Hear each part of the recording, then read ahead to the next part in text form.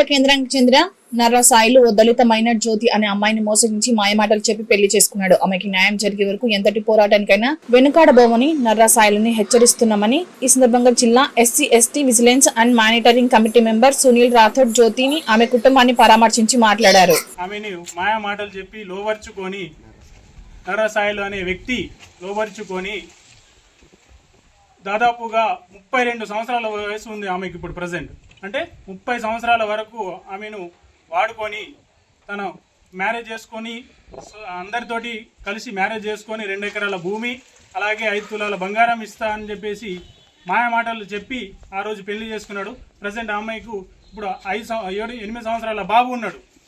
ఈ టైంలో ఆమెను నువ్వు వద్దనుకొని కులం తక్కువదాని అని చెప్పేసి ఒక ఎస్సీ కులానికి చెందిన అమ్మాయి అని చెప్పేసి అంటే తక్కువ కులానికి చెందిన అమ్మాయి అని చెప్పేసి వదిలేసుకుందామని చెప్పేసి ఇప్పుడు మాయమాటలు చెప్పి ఏదో గొడవలు సృష్టించి ఆమెను ఇంటి నుంచి తరిమేయడం జరిగింది.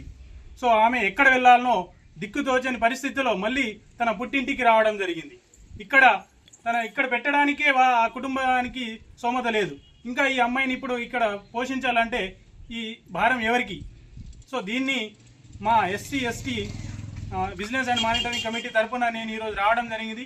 ఈ అమ్మాయిని పరామర్శించి నీకు న్యాయం జరిగేంత వరకు మా తరఫున మేము కొట్లాడి న్యాయాన్ని చేపిస్తామని చెప్పేసి హామీస్తున్నాను. అలాగే ఈ విషయాన్ని ఏదైతే ఉందో దీన్ని మా SC ST vigilance and committee member అయిన శ్రీ బక్కి వెంకటయ్య గారి దృష్టికి తీసుకెళ్లి తగిన న్యాయం జరిగేంత వరకు మేము కృషి చేస్తామని చెప్పేసి తెలియజేస్తున్నాను.